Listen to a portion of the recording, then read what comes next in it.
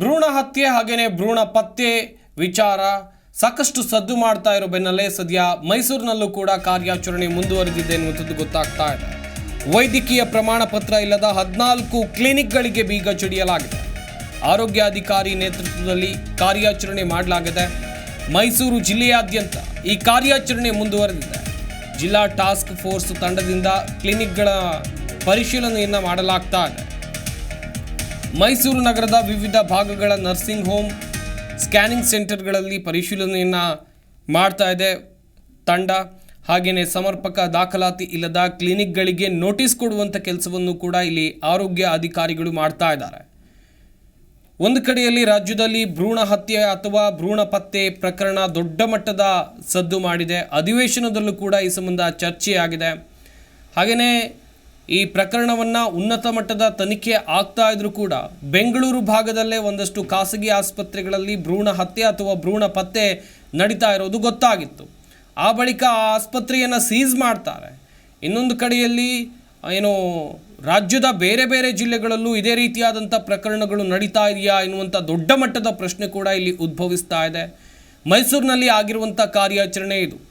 ಮಂಡ್ಯ ಜಿಲ್ಲೆಯ ಆಲೆಮನೆಯಲ್ಲಿ ಒಂದು ಕಡೆಯಲ್ಲಿ ಅಲ್ಲಿ ಹೆಣ್ಣು ಭ್ರೂಣ ಲಿಂಗವನ್ನು ಪತ್ತೆ ಮಾಡಲಾಗಿತ್ತು. ಹೆಣ್ಣು ಭ್ರೂಣವನ್ನು ಹತ್ಯೆ ಮಾಡ್ತಾ ಇದ್ರು ಎನ್ನುವಂಥ ದೊಡ್ಡ ಮಟ್ಟದ ಆರೋಪ ಇತ್ತು. ಹಾಗೆಯೇ ಪೊಲೀಸರು ಅದರ ಬಗ್ಗೆ ತನಿಖೆಯನ್ನು ಈ ಸಂಬಂಧ ಕೈಗೊಂಡಿದ್ದಾರೆ.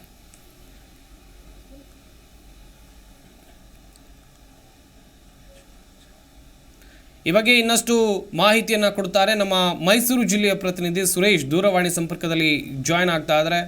ಸುರೇಶ್, ಸದ್ಯ ವೈದ್ಯಾಧಿಕಾರಿಗಳು ಅಲರ್ಟ್ ಆದಂತೆ ಕಾಣ್ತಾ ಇದೆ. ಮೈಸೂರಿನ ಸಾಕಷ್ಟು ಕ್ಲಿನಿಕ್ಗಳ ಮೇಲೆ ರೇಡ್ ಆಗಿದೆ ಅನ್ನುವಂಥದ್ದು ಗೊತ್ತಾಗ್ತಾ ಇದೆ. ಯಾವೆಲ್ಲ ಕ್ಲಿನಿಕ್ಗಳ ಮೇಲೆ ಅಥವಾ ಸ್ಕ್ಯಾನಿಂಗ್ ಸೆಂಟರ್ಗಳ ಮೇಲೆ ಅಧಿಕಾರಿಗಳು ದಾಳಿ ಮಾಡಿದ್ದಾರೆ? ಸಂಪತ್, ಪ್ರಮುಖವಾಗಿ ಭ್ರೂಣ ಹತ್ಯೆ ಪ್ರಕರಣ ಏನಿದೆ ಇಡೀ ರಾಜ್ಯವ್ಯಾಪಿ ಈಗಾಗಲೇ ಒಂದು ದೊಡ್ಡ ಮಟ್ಟದಲ್ಲಿ ಚರ್ಚೆ ಆಗಿರುವಂತದ್ದು, ಜೊತೆಗೆ ಗಮನಾರ್ಹ ಒಂದು ವಿಚಾರ ಆಗಿರುವಂತದ್ದು.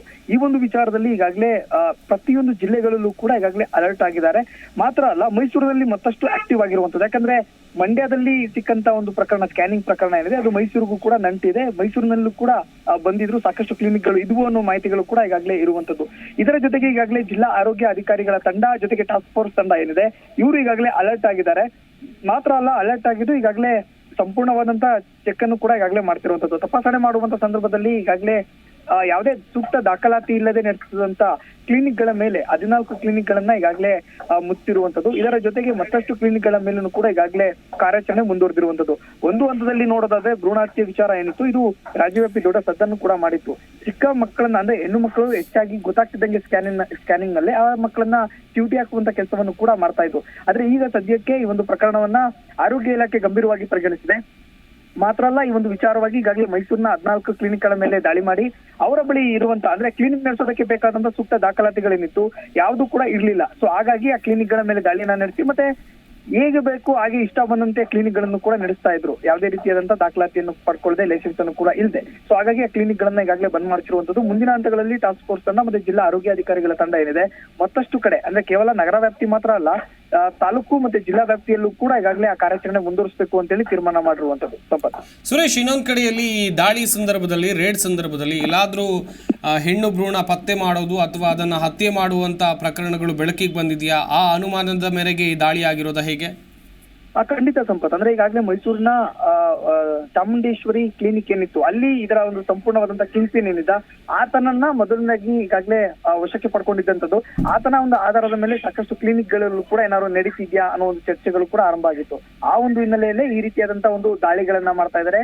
ಈಗ ಕಿಂಗ್ ಪಿನ್ ಗಳನ್ನು ಏನ್ ಕೊಡ್ತಾ ಇದ್ದಾರೆ ಮಾಹಿತಿಗಳು, ಅವರನ್ನ ವಿಚಾರಣೆ ಮಾಡುವಂತ ಒಂದು ಹಂತದಲ್ಲಿ ಆ ಎಲ್ಲಾ ವಿಚಾರಣೆಗಳನ್ನು ಕೂಡ ಮಾಡ್ತಾ ಇದ್ದಾರೆ. ಜೊತೆಗೆ ಅವರಿಗೆ ಗೊತ್ತಿರುತ್ತೆ ಯಾವ್ಯಾವ್ದ್ರಲ್ಲಿ ದಾಖಲಾತಿಗಳು ಇರೋದಿಲ್ಲ ಅನ್ನೋ ಒಂದು ಮಾಹಿತಿಗಳನ್ನು ಕೂಡ ಕಲೆ ಹಾಕಿದ್ದಾರೆ. ಅದರ ಅನ್ವಯದಲ್ಲಿ ಒಂದು ದಾಳಿಗಳು ನಡೀತಿರುವಂತದ್ದು. ಹಾಗಾಗಿ ಈಗ ತಾಲೂಕು ಮಟ್ಟದಲ್ಲೂ ಕೂಡ ಈ ಒಂದು ಕ್ಲಿನಿಕ್ ಗಳ ದಾಖಲಾತಿ ಇಲ್ಲದ ಕ್ಲಿನಿಕ್ ಗಳ ಮೇಲೆ ಈಗಾಗಲೇ ಒಂದು ದಾಳಿ ನಡೆಸುವಂತ ಸಾಧ್ಯತೆಗಳು ಕೂಡ ಇರುವಂತದ್ದು. ಸದ್ಯಕ್ಕೆ ಈಗ 14 ಕ್ಲಿನಿಕ್ ಗಳನ್ನು ಕೂಡ ಮುಚ್ಚಿರುವಂತದ್ದು. ಸಂಪರ್ಕ. ಥ್ಯಾಂಕ್ ಯು ಸುರೇಶ್, ನಿಮ್ಮೆಲ್ಲ ಡೀಟೇಲ್ಸ್ಗಾಗಿ.